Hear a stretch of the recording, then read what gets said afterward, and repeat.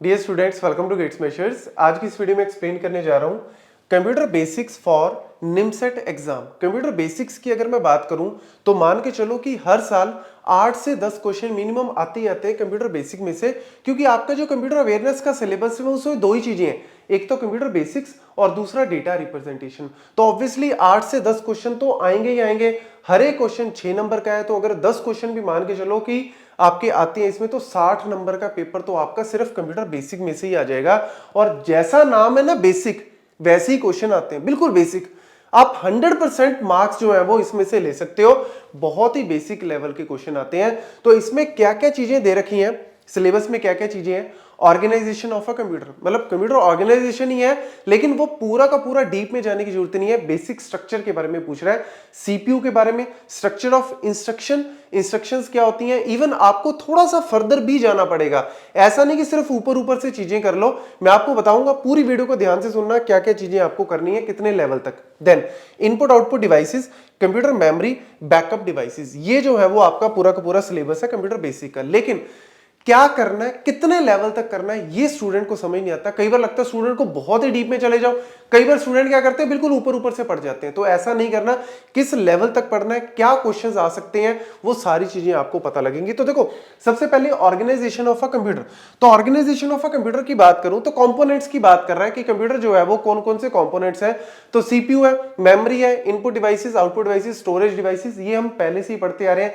Van Neumann architecture, यहां पे कई बार एक स्टेप आगे भी आपको जाना पड़ेगा। जो कंप्यूटर का आर्किटेक्चर है ना, वो कहां से लिए, वैन न्यूमन आर्किटेक्चर। तो ये वॉन न्यूमन आर्किटेक्चर है, इसको जरूर एक बार जाके देखना कि भैया वॉन न्यूमन आर्किटेक्चर होता क्या है। इसको हम स्टोर्ड मेमोरी आर्किटेक्चर भी बोलते हैं, और इसके ऊपर मैंने फुल फ्लेज अलग से वीडियो भी बनाई है, जिसका लिंक जो है वो डिस्क्रिप्शन बॉक्स में भी है, ऊपर आई सेक्शन में भी आ रहा होगा, तो एक बार जरूर गो थ्रू करना। बाकी आपको पता है कि भैया CPU execute instructions, control the operations of the computer. Memory जो है वो डेटा को सेव करने के लिए, मतलब रैम जो है वो डेटा को परमानेंट सेव नहीं करती, बट रोम जो है वो इंस्ट्रक्शंस वगैरह को सेव करती है, और जो हार्ड डिस्क है वो परमानेंट स्टोरेज के लिए। पूरा हायरार्की आपको करनी पड़ेगी, सारी टाइप्स ऑफ मेमोरीज आपको पढ़नी पड़ेंगी।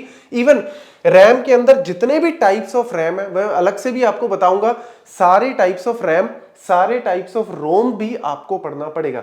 इनपुट डिवाइसेस कौन कौन से हैं, इनके अंदर भी फिर ऐसा नहीं भैया, ये तो देखो ना, हमें पता है ये कीबोर्ड है, माउस है, तो हम आजकल 8th 9th क्लास में भी पढ़ लेते हैं कि भैया ये इनपुट डिवाइस है, ये आउटपुट डिवाइस है। लेकिन इनपुट आउटपुट डिवाइसेस आपस में कैसे कनेक्टेड है, कैसे वो सीपीयू के साथ कनेक्टेड है, कैसे अगर मैं कीबोर्ड से एक बटन को प्रेस करता हूं वो इंस्ट्रक्शन कैसे निकल के सीपीयू तक पहुंचती है, कैसे सीपीयू को पता लगता है कि यहां से ये डेटा आ रहा है, इंटरफेसेस के थ्रू ये कनेक्टेड होती हैं, कैसे कंपैटिबिलिटी की जाती है स्पीड वगैरह की, ये सारी चीजें आपको पता लगेंगी इनपुट आउटपुट इंटरफेसेस में। आउटपुट डिवाइसेस आए, फिर ऑब्वियसली ये कैसे इंटरेक्ट करते हैं आपस में, मतलब इनपुट डिवाइसेस है, आउटपुट डिवाइसेस है, और इवन मेमोरी है, सीपीयू है, ये सारे आपस में कनेक्टेड कैसे हैं, थ्रू बस। अब बस में भी आपके पास एड्रेस बस आ जाती है, डेटा बस आ जाती है, कंट्रोल बस आ जाती है, उनका साइज, उनकी विड्थ आ जाती है। उसके ऊपर भी अलग से वीडियो बनाई हुई है, जिसका लिंक जो है वो ऊपर आई सेक्शन में, नीचे डिस्क्रिप्शन बॉक्स में भी आ रहा होगा। तो इसीलिए डिटेल में जरूर जाना, ऐसा नहीं कि सिर्फ ऊपर ऊपर से पढ़ जाओ, एक स्टेप आगे जरूर पढ़ के जाना, क्योंकि वो एक स्टेप आगे की चीजें ही आपसे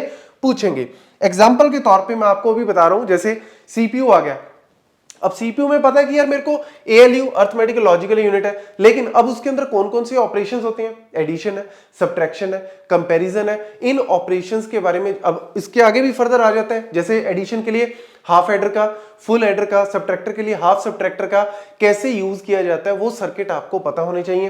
फिर कौन कौन से लॉजिकल गेट्स हैं वो आपको पता होने चाहिए। इसके अलावा कंट्रोल यूनिट कंट्रोल करता है सारी चीजों को, टाइमिंग सिग्नल्स को कंट्रोल करता है, कैसे इंस्ट्रक्शन को एग्जीक्यूट करना है, वो टाइमिंग जो है वो इसके थ्रू दी जाती है। रजिस्टर्स हैं, different types of registers use किए जाते हैं।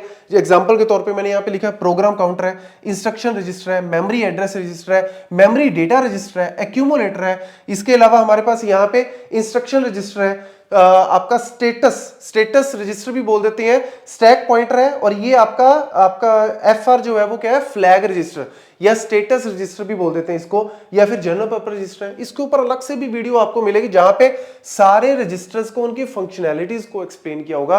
तो जरूर गो थ्रू करना, सिर्फ इनकी फुल फॉर्म करने से फायदा नहीं है। कई बार क्वेश्चन इस तरीके से आते हैं, लेकिन एक स्टेप आगे आपको पता होना चाहिए इनकी वर्किंग का भी। देन अगर मैं बात करूं स्ट्रक्चर ऑफ द इंस्ट्रक्शन, ये बड़ा इंपॉर्टेंट है जी। जो इंस्ट्रक्शन सेट है, आपको पता है कि इंस्ट्रक्शन जो है वो जनरली दो तरीके से बनती है, ऑपरेंड एंड ऑपरेटर। अब यार जो ऑपरेंड मैं यूज कर रहा हूं और कौन सा ऑपरेटर मैं यूज कर रहा हूं, कहां से मेरे को डेटा को फेच करना है, वो सारी चीजें जो है वो आपको डिफरेंट डिफरेंट इंस्ट्रक्शन सेट से भी पता लगता है। टाइप्स ऑफ इंस्ट्रक्शन सेट कौन कौन से हैं, और इसके अलावा जो है वो इसके ऊपर फुल फ्लेज मैंने अलग से भी वीडियो बनाई हुई है कि कैसे हम लोग एक इंस्ट्रक्शन को डिकोड करते हैं, कैसे हम उसको मेमोरी को फेच करते हैं, वो सारी चीजें आपको जो है वो पता होनी चाहिए। इसका भी अलग से जो वीडियो है ऊपर आई सेक्शन में आपको जो है वो उसका लिंक आ रहा होगा, नीचे डिस्क्रिप्शन बॉक्स में जितनी भी वीडियोस का मैं लिंक दे रहा हूं अलग से, उन वीडियोस को अच्छे से नोट कर लेना, उसके अंदर क्या क्या लिखा हुआ है और नोट्स बना लेना। डेफिनेटली आपको उसमें से क्वेश्चन जो है वो सारे दिख ही जाएंगे, तो इसीलिए गो थ्रू जरूर कर लेना। टाइप्स ऑफ इंस्ट्रक्शन सेट क्या होता है, वो सारी चीजें आपको 1 address, 2 address, 3 address memory instruction, input output devices में हमारे पास कौन कौन सी है। और इसमें जो इंपॉर्टेंट है, इनपुट आउटपुट डिवाइसेस में कोई नहीं पूछेगा, वो क्या पूछेंगे आपको इंटरफेस के बारे में कि कैसे कनेक्टेड है, क्योंकि किसी की स्पीड कम है, किसी की स्पीड ज्यादा है, कोई इलेक्ट्रोमैग्नेटिक डिवाइस है, कोई ऑप्टिकल ड्राइव है, तो यार मैं उन सबको कैसे जो है वो ट्रांसलेट कर पा रहा हूं, कैसे कंपैटिबल कर पा रहा हूं, ये सारी चीजें आपको इंटरफेसिंग में पता लगेगा। तो इसीलिए अलग से जो जो वीडियोस का मैं लिंक दे रहा हूं ऊपर आई सेक्शन में और डिस्क्रिप्शन बॉक्स में, दोनों जगह मिल जाएगा, जरूर गो थ्रू कर लेना। टाइप्स ऑफ मेमोरी, इसके ऊपर तो क्वेश्चन लिखा ही हुआ है भैया, आना ही आना है। हायरार्की, जिसमें आपको पूरा पिरामिड स्ट्रक्चर कि कौन कौन से टाइप्स ऑफ मेमोरीज हैं, साइज के हिसाब से, स्पीड के हिसाब से आपको पूरा का पूरा जो है वो कंपैरिजन किया हुआ है सारी टाइप्स ऑफ मेमोरी का, जरूर एक बार गो थ्रू कर लेना, क्योंकि उसी में से ही हर साल क्वेश्चन जो है वो आपका आया हुआ है। और फिर फाइनली आपके बैकअप डिवाइसेस हम जनरली क्यों यूज करते हैं, जब हमारा कोई ना कोई फेलियर अकर हो जाता है, कई बार प्लान्ड आउटेज होते हैं, कई बार अनप्लान्ड आउटेजेस होते हैं, उसकी वजह से हमारा डेटा लॉस हो सकता है, तो हमें बैकअप यूज करना पड़ता है। तो बैकअप के लिए एक्सटर्नल हार्ड ड्राइव्स को यूज किया जाता है, क्लाउड स्टोरेज को यूज किया जाता है, बड़ा इंपॉर्टेंट है जी। क्लाउड के अंदर इंफ्रास्ट्रक्चर एज ए सर्विस है, हमारे पास स्टोरेज एज ए सर्विस है, प्लेटफॉर्म एज ए सर्विस है, तो अलग अलग तरीके से क्लाउड में डेटा को स्टोर किया जाता है। आजकल तो हम भी, जैसे अगर आप आईफोन यूज कर रहे हो तो उसमें आता है ना आई क्लाउड, आपका डेटा, या इवन अगर आप एंड्रॉइड भी यूज कर रहे हो तो गूगल क्लाउड, सारा डेटा जो है वो आपका गूगल क्लाउड में चला है। तो जब आपको डाउनलोड करना हो इंटरनेट के थ्रू आप उसको डाउनलोड कर सकते हो। Then backup software, different software को यूज किया जाता है, जैसे वियाम हो गया, कॉमवॉल्ट हो गया, ये मल्टीपल सॉफ्टवेयर के नेम है। नेम्स भी इंपॉर्टेंट है कि कौन कौन सी मेजर कंपनीज डील करती हैं। कई बार इस तरीके से भी क्वेश्चन आ जाता है कि इस कंपनी का, जैसे आईबीएम क्या प्रोवाइड कर रहा है, या फिर अगर मैं बात करूं अमेजॉन की कौन कौन सी क्लाउड सर्विसेज है, गूगल की कौन कौन सी सर्विसेज है, ये बेसिक नॉलेज आपको होनी चाहिए।